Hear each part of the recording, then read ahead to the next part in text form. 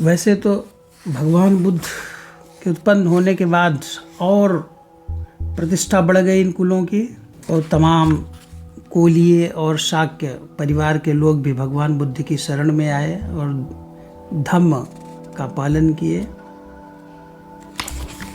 अनेक कथाएं बौद्ध ग्रंथों में आती हैं।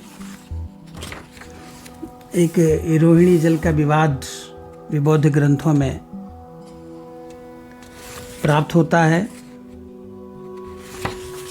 जिसके कारण भगवान बुद्ध ने राज्य से निष्कासन स्वीकार किया था। शांति की स्थापना, शांति बनाए रखने के लिए भगवान बुद्ध ने संन्यास का मार्ग चुना।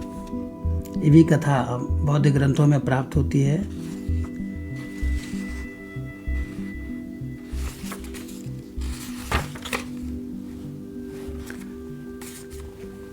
विरुद्धक के आक्रमण के बाद, कपिलवस्तु के ध्वंस होने के बाद काफ़ी संख्या में शाक्यों और कोलियों का पलायन हुआ था। उस पलायन के कारण अन्यत्र ये पहुँचे और आक्रमण के बाद कपिलवस्तु पूरी तरह से उजड़ गया था। उसने शाक्यों के गणतंत्र को पूरी तरह से तोड़ दिया। वहाँ से कुछ शाक्य उत्तर में हिमालय के पर्वतीय क्षेत्रों में पलायन कर गए और कुछ अन्यत्र चले गए। शाक्य राजा पांचालों के आक्रमण के समय भी कुछ साथियों को लेकर पूर्व के पर्वतीय प्रदेशों को पार करते शल्यवती, आज की जो चिंदविन और एरावती नदियों के बीच की दोआबी भूमि में जा बसे। वहाँ सिंहस्थ डगो नामक राज्य की स्थापना कर ली। इसके बाद वहाँ से उखड़कर कुछ शाक्यपुर में कामरूप व उसके आगे के पहाड़ी क्षेत्रों में जा बसे। विरुद्धक के आक्रमण के समय 4 शाक्य राजकुमार बचकर पश्चिमी प्रदेशों की ओर चले गए और ये राजकुमार अपने साथियों के साथ बामियान जा पहुँचे और वहाँ का राजा बन गए। कि ईसा के बाद 7वीं सदी के प्रसिद्ध चीनी यात्री हुएन सांग था बामियान आया, तो उसने वहाँ का शासक शाक्य वंशी क्षत्रिय को देखा। उसने खुद अपनी डायरी में लिखा है कि बामियान अफगानिस्तान की सुरम्य घाटी में बसा हुआ प्रदेश, चारों तरफ से बर्फीली ऊंची पहाड़ियों से घिरा हुआ है और वहीं से काबुल प्रदेश, बलख जिसको वाहलिक भी कहते हैं, से जुड़ता है। और यहाँ पर बुद्ध के धम्म संस्कृति को लेकर ये लोग पहुँचे। उल्लेखनीय गांधार नरेश पुक्कोशाती किस प्रकार मगध नरेश बिंबिसार के धर्म संबंधी पत्राचार से प्रभावित हुआ था और बुद्ध के दर्शन करने, उनसे प्रवज्जा लेने हेतु राजगृह पहुंच गया था।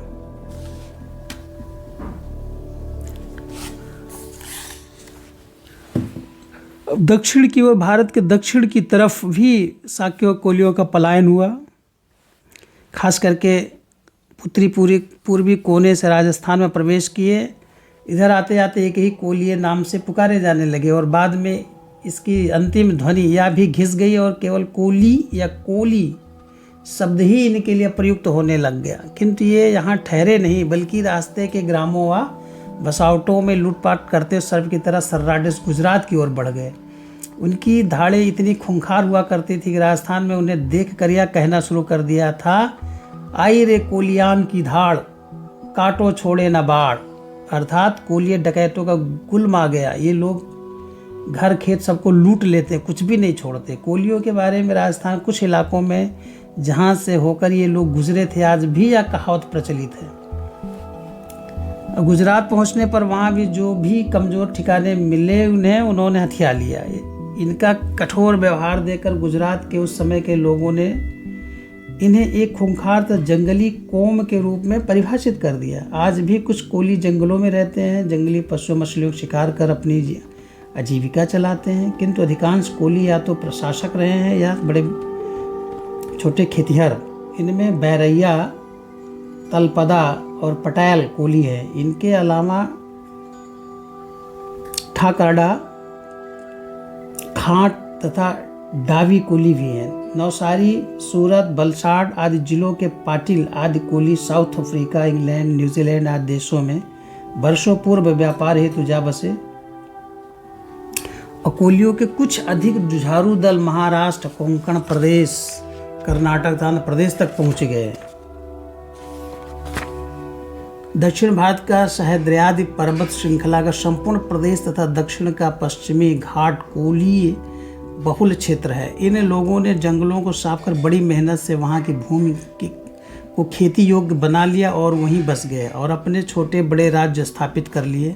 वहाँ के सुपारक पत्तन बंदरगाह पर अपनी कुलदेवी मुंबा की स्थापना कर दी, जिसके नाम से इसका नाम मुंबई पड़ गया। इनमें से कुछ कोलियों ने समुद्र पर अपना अधिकार कर लिया और नौका परिवहन एवं समुद्र में होने वाली मछलियाँ पकड़ने का धंधा शुरू कर दिया तथा मछियारा कोली कहलाने लगे। जो लोग अंदरूनी तथा पहाड़ी इलाकों में थे उन्होंने खेती करना शुरू कर दिया और कई स्थानों पर अपने राज्य कायम कर लिए, जो अपने आप को महादेवा कोली कहते हैं। वस्तुतः यह कोलियों का शाही तथा लड़ाकू यानी मार्शल तबका है। महाराष्ट्र के विदर्भ क्षेत्र में कोली कृषकों का बाहुल्य है।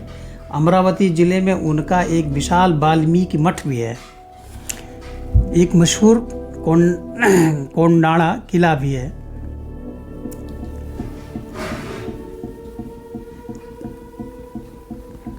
कोंडाना किले को शिवाजी राव भोसले के एक सेनापति तानाजी राव मालुसरे ने एक ही रात्र में अपने कोली बंधुओं की सहायता से फतेह किया था, जिसमें उनके प्राण भी चले गए थे। अपना सिंह जैसा सेनापति खो देने के कारण ही शिवाजी महाराज ने इस किले का नाम बदलकर सिंहगढ़ कर दिया था। इस किले के पीछे की निचली ढलान से लगती पहाड़ी पर कोलियों का एक छोटा सा ग्राम आज भी मौजूद है, जहाँ से तानाजी ने किले पर आक्रमण किया था। इस किले के भीतर पुरातत्व विभाग का एक बड़ा सूचना पट आज भी लगा हुआ, जिस पर किले का ऐतिहासिक विवरण अंकित है। इस विवरण के अनुसार यह किला 1350 ईस्वी में कोली सरदार नारायण राव के अधिकार में था।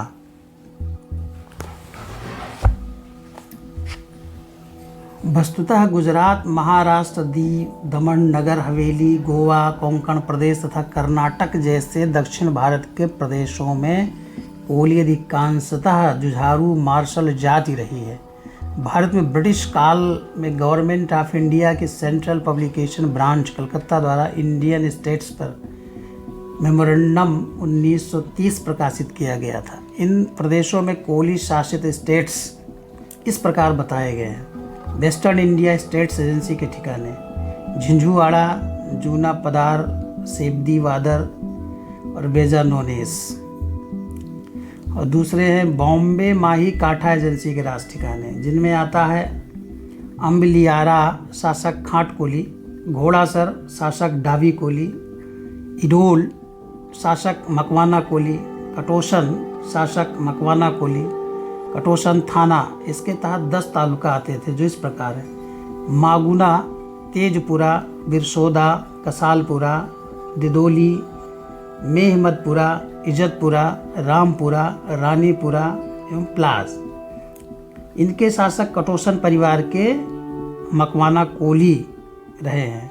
पुनाद्रा शासक मकवाना कोली रहे हैं। वस्तुतः इन प्रदेशों को पूर्व से आकर आबाद करने वाले मूल कोलियों में मकवाना, सोलंकी, चौहान, राठौर, परमार आदि गोत्र नहीं हुआ करते थे। वस्तुतः कोली विशुद्ध सूर्यवंश की महान परंपरा के प्राचीनतम क्षत्रिय हैं, जबकि राजपूत बहुत बाद में अर्बुद पर्वत पर अग्निकुंड में हवन द्वारा शुद्ध किए गए नए क्षत्रिय हैं, अतः अग्निवंशी हैं। स्पष्ट है कि राजपूत इन प्रदेशों में बहुत बाद में पहुँचे और उन्होंने यहाँ अपना दबदबा बनाया। यहाँ के पहले से बसे कोलियों के शासकीय वर्चस्व को देखकर राजपूतों ने उनसे रोटी बेटी के संबंध बना लिए और उन्हें राजपूतों में ही शामिल कर लिया। लगता है इसमें इन कोली शासकों को कोई आपत्ति नहीं हुई, पर वे अपने आप को मकवाना, खाट, चौहान, राठौर, भारैया, डाबी,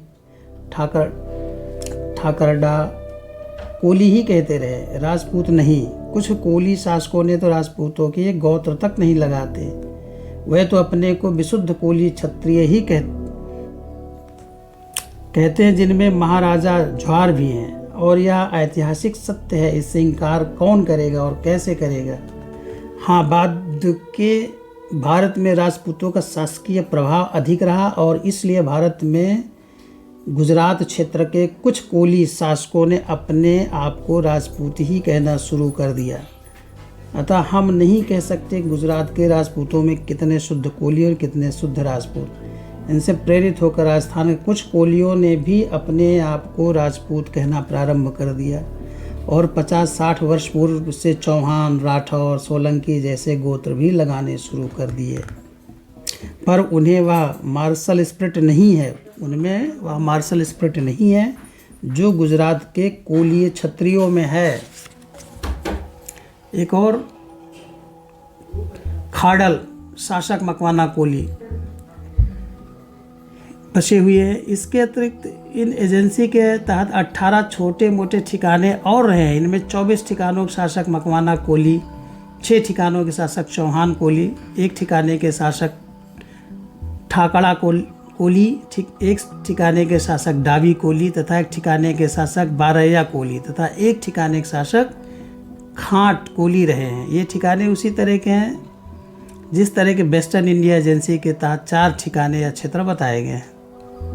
रेवा काठा एजेंसी के ठिकाने, पंडू मेवास इन बड़े स्टेट्स के 24 तालुकाओं में से 13 तालुकाओं में क्रमशः कोली तथा बारैया कोली शासक रहे हैं। इन तालुकाओं के नाम इस प्रकार: मेवली, गोटर्दी, कसला, पगिन मुआदा, मोका, पागिन मुआदा, गोठड़ा, जेसर, अंगहद, इन सभी शासकों ने अपने को कोली कहा है। शिहोरा, अमरापुर, कनौदा, बरनोला, नाहरा, जुमखा, इनके ठिकानों के शासकों ने अपने को बारैया कहा है, जो कोली ही है। शेष 11 तालुकों में से 1 में सोलंकी राजपूत, 1 में परमार मराठा, 3 में सोलंकी राजपूत, 3 में राठौड़ राजपूत, 1 में बाघेला राजपूत, 1 में मुसलमान तथा 1 में पाटीदार शासक रहे हैं।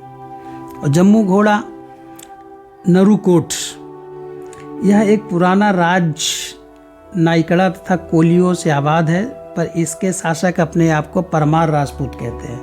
हो सकता है यहाँ के कोलियों में से किसी पूर्व शासक को राजपूतों में परिवर्तित कर दिया गया हो और वे भी अपने आप को राजपूत ही कहने लग गए हो। चौथा क्षेत्र है बॉम्बे थाना एजेंसी का जवाहर स्टेट।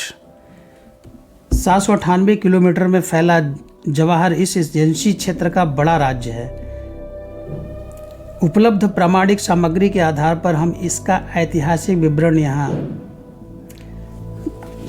विस्तार से देख सकते हैं। उत्तरी कोंकण प्रदेश पर कोली पालेगरों का शासन, पालेगर चीफ्स का शासन रहा। इन पालेगरों में से जायबा या जयाबा मुकन, शायद इन्हीं से मुकने गोत्र चला होगा, बहुत अधिक प्रभावशाली एवं प्रसिद्ध प्रांत थे, जिनका मुख्यालय या राजधानी सह्याद्री पर्वत श्रृंखला में स्थित हरा भरा पर्वतीय नगर ज्वार था।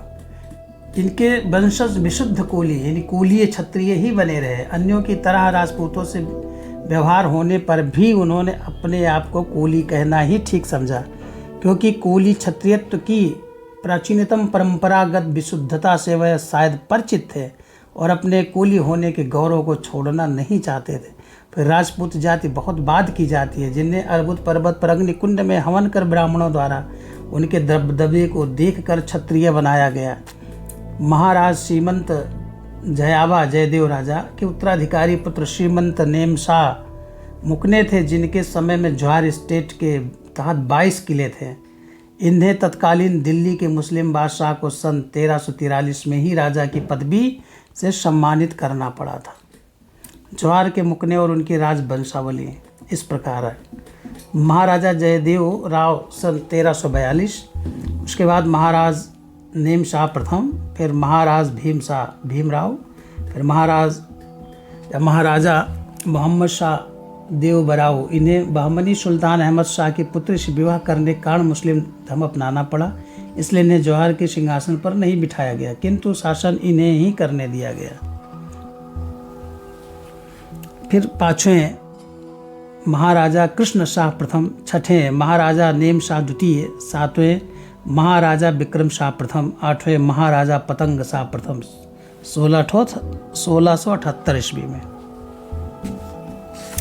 तो ये एक बड़ा स्टेट, झार स्टेट एक बड़ा स्टेट है। 9वें महाराजा कृष्ण शाह द्वितीय, 10वें महाराजा विक्रम शाह द्वितीय 1740 में, फिर 11वें महाराजा कृष्ण शाह तृतीय मालोजी राव 1765 ईस्वी में, फिर 12वें महाराजा पतंग शाह द्वितीय गंगाधर राव 1765 से 1798, फिर महाराजा विक्रम शाह तृतीय मालोजी राव 1798 से 1821, फिर 14वें महाराजा पतंग शाह तृतीय हनुमंत राव 1821 से 1865, 15वें महाराजा विक्रम शाह चतुर्थ जिन्हें माधवराव गोदपुत्र थे 1865, फिर 16वें महाराजा पतंग शाह चतुर्थ मल्हार राव गोदपुत्र भी थे 1865 से 1905, 17वें महाराजा कृष्ण शाह चतुर्थ गणपति राव 1905 से 1917 तक, फिर 18वें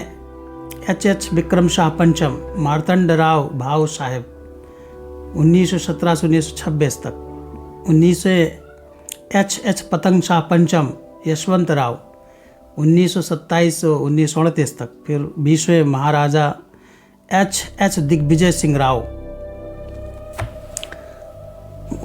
विशुद्ध कोली शासित रिकॉर्डेड ठिकानों एवं राज्यों की स्थिति एजेंसीवार कुछ इस प्रकार रही है कि वेस्टर्न इंडियन एजेंसी में 4 स्टेट, बॉम्बे माही कांठा एजेंसी में 34 स्टेट और बॉम्बे रेवा कांठा एजेंसी में पांडु मेवास के ताल के 13 स्टेट और बॉम्बे थाना एजेंसी योग में 52 स्टेट। यहाँ के अन्य कोलिये या तो खेतिहर अथवा फिर जो समुद्र किनवा नदियों के किनारे बस गए थे, उनमें से बहुत से नौका वाहन मछलियों काम आजीविका हेतु अपना लिए और मछियारा कोली के नाम से प्रसिद्ध हो गए। इन मछियारा कोलियों का कोली नृत्य विश्व विख्यात है और महाराष्ट्र की संस्कृति का अंग बन गया है।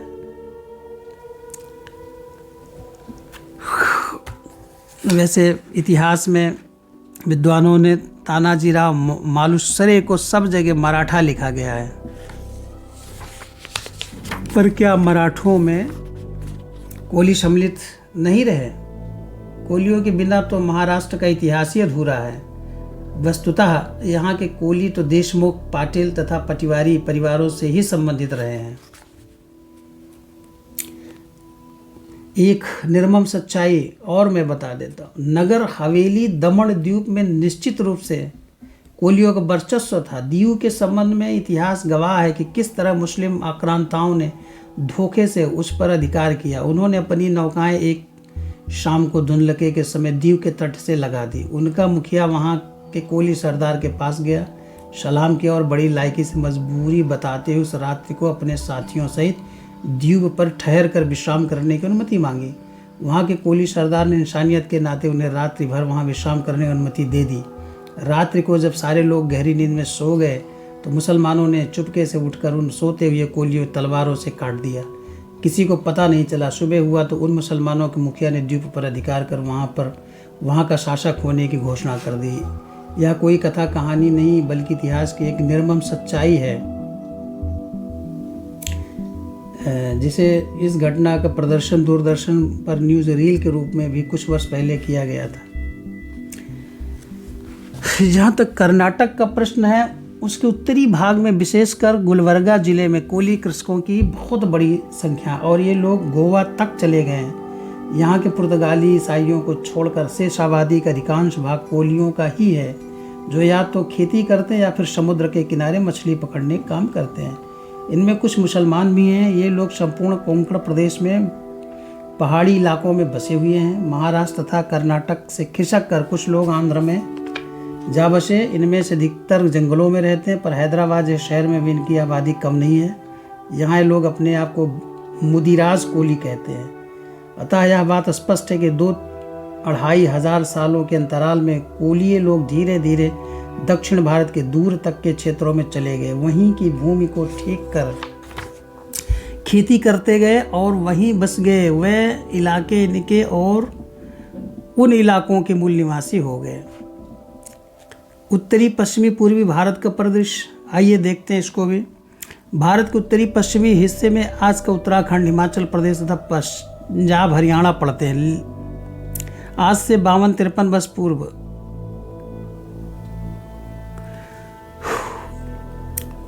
की स्थिति यह है कि सोलन नगर के निकट स्थित सराह नामक छोटे से पहाड़ी कस्बे में वह दूर दूर के कोलिये समाज के लोग आते थे, अब भी आते हैं, जिनमें सिरमौर जिले की नाहड़ तहसील थी। उन लोगों ने बताया कि वो छोटा मोटा खेत काम करते हैं, खेत पात तथा मजदूरी करके जीविका चलाते हैं। उनमें से अधिकांश लोग अपने नाम के आगे सिंह लगाते हैं। हिमाचल प्रदेश की दक्षिणी पश्चिमी सीमा पंजाब तथा हरियाणा से लगती है, अतः यहाँ के कोली लोग इन प्रदेशों के सीमा क्षेत्रों में यत्र तत्र जाकर बस गए हैं। जहाँ तक उत्तराखंड का प्रश्न है, उनके पर्वतीय गांवों कस्बों में कोलिये लोग ही बसे हुए हैं। मैदानी क्षेत्रों में भी उनकी छितरी हुई बसावट मिल जाती है।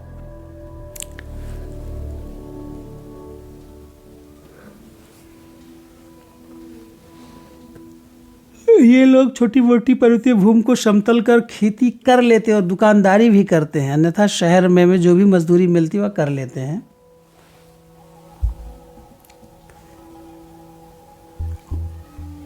और कुछ हिस्से नए बने उत्तराखंड राज्य में चले गए। ये जो कोली अपने आप को भूमिहार या भूमियार कहते हैं, जो भूमिहर शब्द का ही अपभ्रंश है। वैसे सैंथवार, भूमियार या भूमिहर शब्द शाक्य भूमि के ही अपभ्रंशित रूप है। सैंथवार, भूमिहार, बिसेन, चनऊ प्राचीन मल्ल क्षत्रियों में से बताए जाते हैं, किंतु हाथुका तथा मनकुही के बगोशिया आजकल भूमिहार ब्राह्मणों में गिने जाते हैं। मंझोली के राजा इन दिनों बिशेन राजपूत कहे जाते हैं। वस्तुतः गणतंत्रात्मक राज्यों के मल्ल, कोलिये, मौर्य, लिच्छवी, वृज्जी, शाक्य, बुनियादी क्षत्रिय एक ही छुआ के सूर्यवंशी परंपरा से संबद्ध रहे हैं।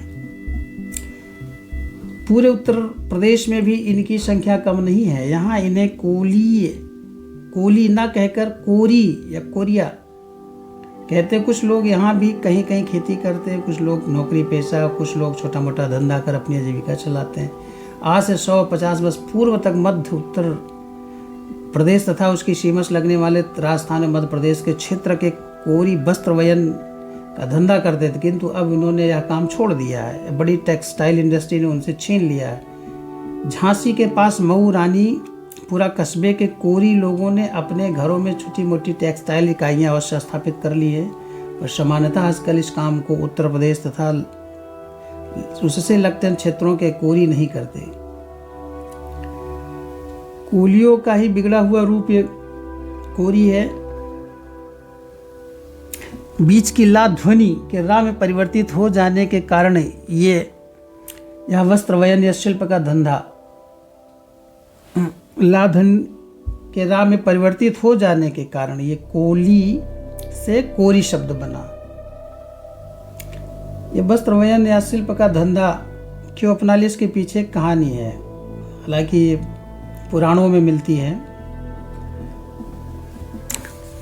उसको यहाँ बताना समीचीन नहीं है।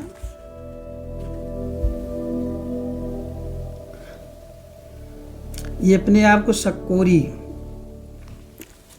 भी कहते हैं। मध्य पूर्वी उत्तर प्रदेश के कोली आज भी खेती ही करते हैं और ये खुद को सक्कोली कहते हैं। आगरा, इटावा, मैनपुरी, एटा जिलों के कीर, काछी आदि भी आज अपने आप को साक्य कहते हैं। कुछ लोगों ने अपने को काछी से कछवाहा कर लिया। मध्य प्रदेश के कोली या कोरी भी अपने को कछवाहा ही कहते हैं, किंतु बिहार की स्थिति भिन्न है। यहाँ कोलिये शब्द कोयरी या कोयरी में परिवर्तित हो गया। कोयरी मूलतः खेतिहर है और अधिकतर सब्जियां पैदा करते हैं। अपने आप को मौर्य मानते हैं और इसीलिए अपने नाम के सामने मौर्य लगाने लगे। झांसी वैसे उत्तर प्रदेश का जिला, किंतु मध्य प्रदेश की सीमा में इस तरह से अंदर घुसा हुआ है, भौगोलिक सांस्कृतिक दृष्टि से मध्य प्रदेश का ही हिस्सा लगता है। यहाँ के इतिहास में पूरन कोरी और उसकी पत्नी गंगाबाई का नाम 16 अक्षरों में अंकित है। यहाँ के एक वकील उपन्यासक वृंदावन लाल वर्मा ने झांसी की रानी लक्ष्मीबाई उपन्यास का सृजन है। इस शब्द का उपयोग किया और वास्तविक नाम गंगाबाई की जगह झांसी के राजा ने झलकारी बाई कहा, चूँकि उनकी अभ्यास करती हुई गंगाबाई को देखना चाहा किंतु उसकी एक झलक ही पा सके। इस तरह से वो तलवारबाजी कर रही थी, जिसके कारण उन्होंने, रानी ने जब पूछा कि आपने देखा, तो उन्होंने कहा मैंने एक झलक देखा। उसी से उन्होंने उसको झलकारी बाई कहना शुरू किया, जबकि वास्तविक नाम झलकारी नहीं है, वास्तविक नाम है गंगाबाई।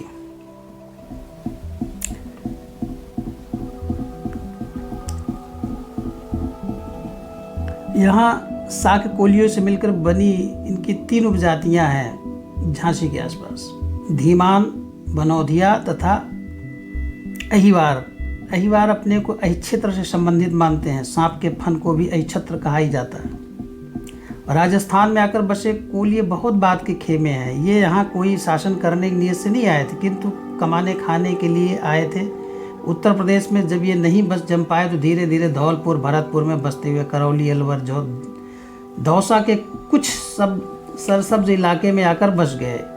इसके बाद इन्होंने सवाई माधोपुर व जयपुर के कुछ क्षेत्रों में प्रवेश किया और वहाँ से कुछ लोग समूहों में बंटकर टोंक, बूंदी, कोटा के सरसब्ज इलाकों में निकल गए और कुछ बूंदी से लगते हुए भीलवाड़ा के कुछ ग्रामों में चले गए। कुछ उत्तर प्रदेश से झांसी होते मध्य प्रदेश में आ गए और मध्य प्रदेश से लगते हुए जंगली इलाकों को पार कर झालावाड़ा के मनोहर थाना, इकलेरा, झालरा, पाटन, खानपुर, भवानी, मंडी, पिंडवाड़ा तथा डग क्षेत्रों में आकर बस गए। झालावाड़ जिला कोलवी की बौद्ध गुफाओं के लिए तो प्रसिद्ध है ही। हो सकता है बौद्ध संस्कार कोलियों से कोलियों के साथ ही आए हों और इस संबंध में निश्चित रूप से कुछ कहा नहीं जा सकता। यही कोलवी के आसपास बिना, यगा, हत्यागौड़ एवं गुराई के बौद्ध उठान भी हैं। यह तो सत्य ही एक कोली या कोरी इस देश के प्राचीनतम विशुद्ध क्षत्रियों में से एक है। राजपूतों का क्षत्रिय जाति के रूप में उद्भव तो ईसा के भी बहुत बाद का है। वह ना तो सूर्यवंशी है ना तथा कथित चंद्रवंशी, प्रत्युत वे तो ब्राह्मणों द्वारा अर्बुद या आबू पर्वत के अग्निकुंड में हवन द्वारा शुद्ध किए गए अग्निवंशी क्षत्रिय है और वह स्वयं भी इस तथ्य को स्वीकार करते हैं। यहाँ ताज्जुब होता है कि जब सूर्यवंशी कुश से निकले बताए कुशवाहा क्षत्रिय अपने आप को राजपूत कहते हैं। अरे कुश के समय कोई राजपूत जाति भारत में थी ही नहीं, ना अग्निवंश था। हाँ, राजपूत शब्द अवश्य था जिसका अर्थ राजा का पुत्र है। वह किसी राजपूत जाति का परिचायक ना तो कभी रहा है ना है। लगता है इस अग्निवंशी राजपूत जाति के प्रभाव में गुजरात के कुछ प्राचीन सूर्यवंशी कोली या कोरी भी आ गए और वह भी रोटी बेटी के संबंध के कारण अपने आप को राजपूत समझने लगे। हालांकि उससे बहुतों ने अपनी जाति के पहले या पीछे राजपूत शब्द का प्रयोग कभी नहीं किया। अजमेर में बसे कोलियों ने उनमें से कुछ के उदाहरणों को लेकर अपने आप को कोली राजपूत कहना शुरू कर दिया और उन्होंने कोली राजपूत हितकारिणी सभा की स्थापना भी कर ली। इस सभा ने देश कुछ दूरस्थ स्थानों पर अपने वार्षिक अधिवेशन उन दिनों आयोजित किए। कुछ साल पहले तक कोली राजपूत पत्रिका भी अजमेर से निकलती रही, किंतु इससे पहले राजस्थान के अधिकांश कोली अपने आप को सिर्फ कोली कहते थे और अपने ग्राम या नगर की पहचान के रूप में उसके नाम का प्रयोग करते थे और उस पहचान को ही अपना गोत्र समझ बैठे, जो गलत है। वैसे राजौर से निकले राजौरिया, आमेर से निकले अमेरिया, सेवर से निकले सेवरिया, कुंडल से निकले कुंडलवाल, गोठ से निकले गोठड़ा से निकले गोठवाल इत्यादि इत्यादि। वस्तुतः गोत्र नहीं, ग्राम की पहचान है। गोत्र तो अपने किसी पूर्व पुरुष के नाम से चलता है, जैसे कि हम पूर्व में चर्चा कर चुके हैं। भगवान बुद्ध ने तो कोलियों को व्याघ्र पंजा, व्याघ्रपाद या व्याघ्रपद कहा है, क्योंकि कोल वन व्याघ्र पदों से ही अधिक आविल था। वहाँ व्याघ्र अधिक थे। महावर शब्द कोलियों में कैसे आए संबंध में कुछ नहीं कहा सकता। वैसे राजस्थान के अलवर जिले तथा उसके आसपास के बैनिये जो महावर मेहंदी बेचते थे अवश्य अपने आप को महावर वैश्य कहते हैं। महावर राजस्थान के मालियों में भी गोत्र के रूप में प्रचलित है। वस्तुतः महावर महान व श्रेष्ठ होने का द्योतक शब्द है और लगता कोलियों ने इसे इसी अर्थ में अपने नाम के साथ लगाया हो। उल्लेखनीय कुछ वर्ष पूर्व उत्तर प्रदेश के कुछ कोरियों ने अपने को बिहार के तांतियों से जोड़ने की कोशिश की। उन्होंने तांतियों को भी कोरी कहना शुरू कर दिया, इसलिए वे तंतु का काम करते थे। इसके पीछे जो भावना नजर आई वह लगता है कि राजस्थान, विशेष रूप से अजमेर के राजपूत कहलाने वाले कोलियों से आने अपने को अलग रखना चाहते थे और इसके लिए उन्होंने तंतुआय वैश्य होने का नारा भी दिया था। इस बात को लेकर कोलिय समाज में काफ़ी उत्तेजना फैली, लेकिन धीरे धीरे शांत हो गई। अलगाव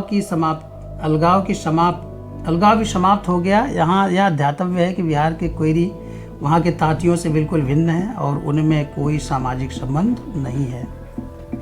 यदि हम सार रूप से कहें तो इस प्रकार कह सकते हैं कि पहली बात तो यह कि प्रारंभ में हिमालय के तराई प्रदेश में रोहिणी नदी के पूर्वी तट को छोड़कर उसके पश्चिम में शाक्य गणराज्य की सीमा में बसे शाक्य और कोली एक दूसरे में इस तरह अंतर्भावित हो गए थे कि बौद्ध ग्रंथ में देवदाह के कोलियों अधिकतर शाक्य ही लिख दिया गया। यहाँ से उखड़कर बाद में जो लोग भारत के बाहर चले गए वे अलबत्ता शाक्य कहलाए, किंतु जो लोग भारत के ही दूर दराज के प्रदेशों में गए उनमें भी शाक्य और कोलिये परस्पर इस तरह मिलकर एक हो गए कि सम्मिलित रूप से शाक्य कोली कहते कहते अपने आप को कोलिये या कोली ही कहने लगे।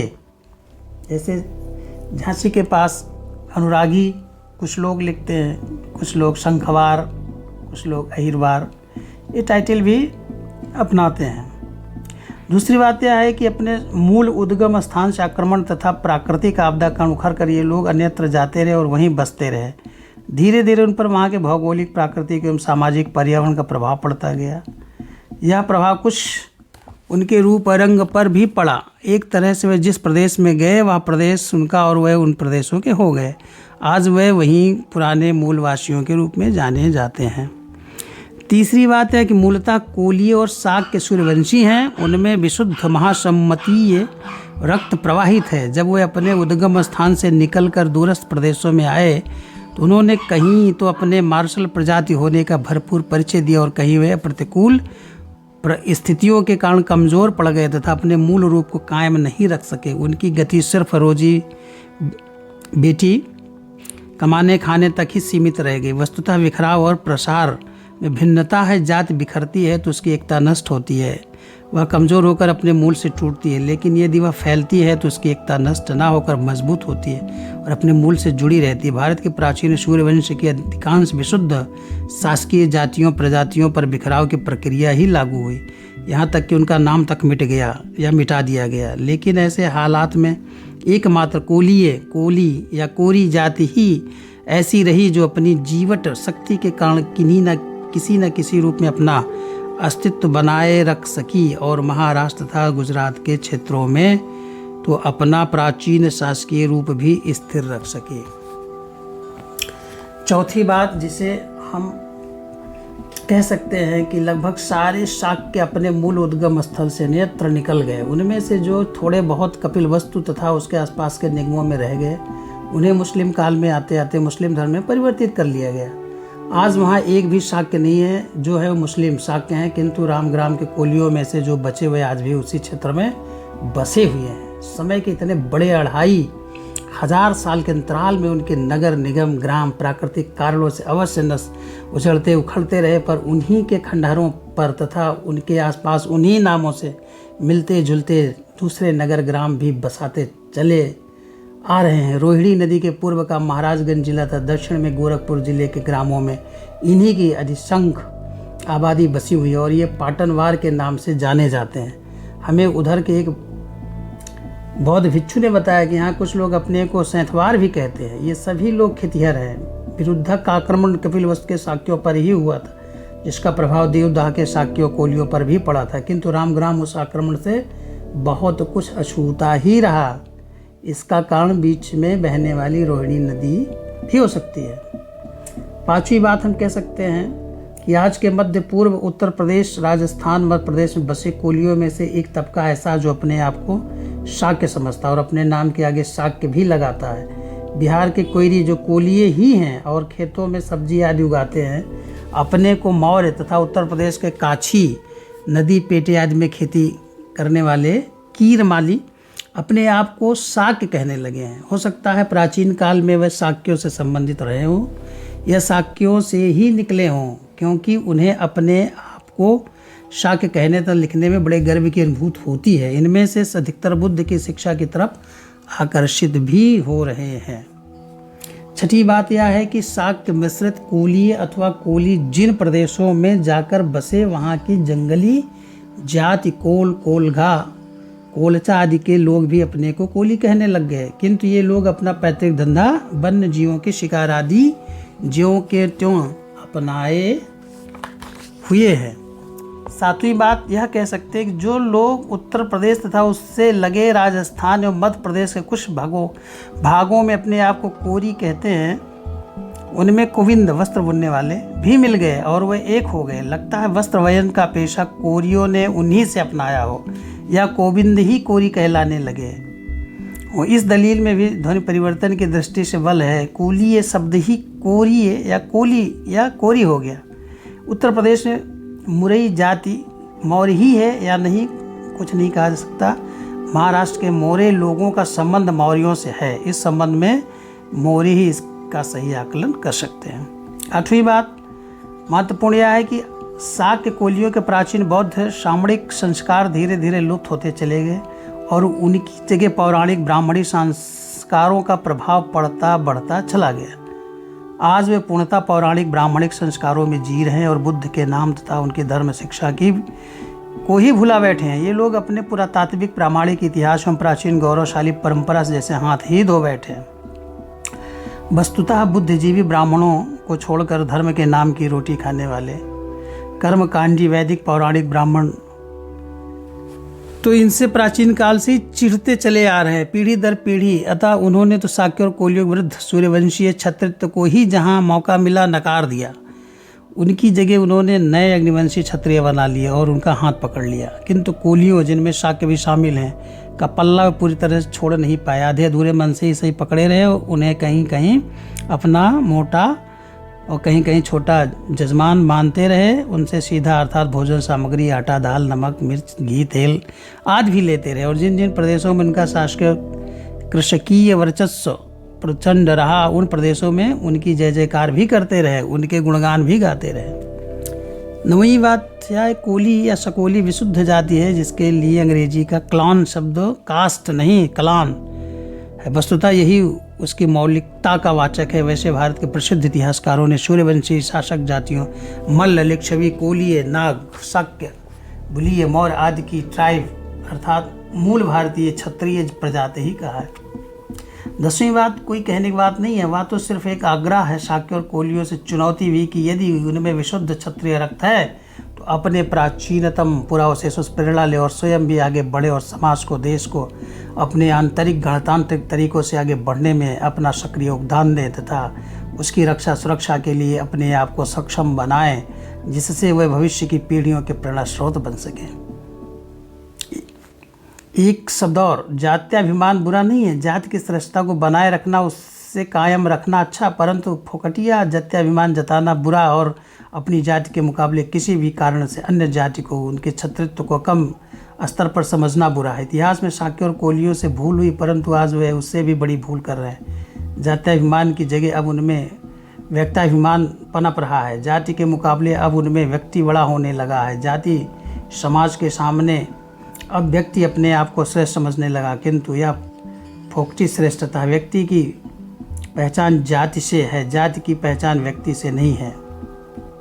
यह खोखलापन छोड़े और अपने गौरव, अतीत के गौरव क्षत्रित्व को पहचाने। अंत में भगवान बुद्ध के इन शब्दों में कह सकते हैं, उन्होंने अपने समय के बिज्जियों के प्रति जो प्रकट किए थे भगवान बुद्ध ने, वह है कि जब तक बिज्जी संगठित रहेंगे, अनुशासित रहेंगे, विशुद्धतः धर्माचारी रहेंगे, तब तक उन्हें कोई पराजित नहीं कर सकेगा। अतः संगठित होइए, अनुशासित होइए, सही और वैज्ञानिक अर्थों में धर्माचारी होइए।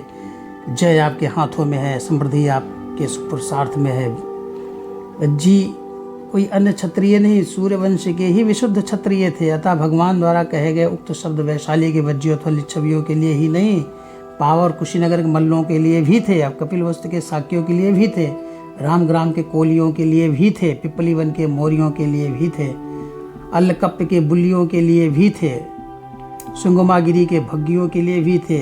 ये सभी गणराज्य गणतंत्रात्मक शासन पद्धति से परिचालित थे। फिर ये शब्द इन्हीं के लिए क्यों?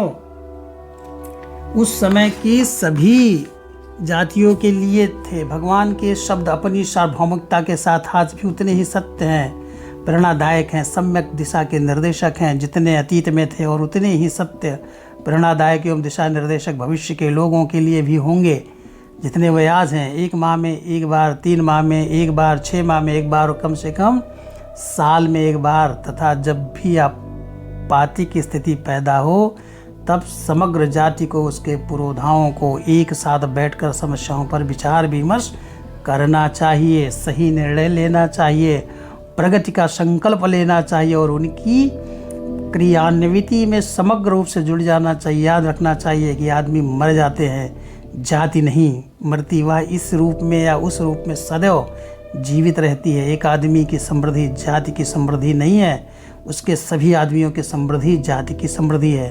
भगवान द्वारा अन्वेषित अनुदेशित मार्ग तो प्रशस्त राजमार्ग है, अतः समवेत समन्वित कदमों से आगे बढ़ो, कोई पीछे न छूटे। आपके प्राचीन पूर्वज तो आपके लिए बहुत पहले ही गौरवमय कीर्तिमान स्थापित कर छोड़ गए। उनसे प्रेरणा लेना ना लेना, उनके अनुसार अपनी जीवनचर्या को ढालना या ना ढालना या आपका जातिगत काम है, परंतु दाय रूप में अपनी भावी पीढ़ियों के लिए आप कौन से नए कीर्तिमान स्थापित कर रहे हैं और उनसे वे क्या प्रेरणा लेंगी, इन प्रश्नों को मैं आप पर ही छोड़ता हूँ।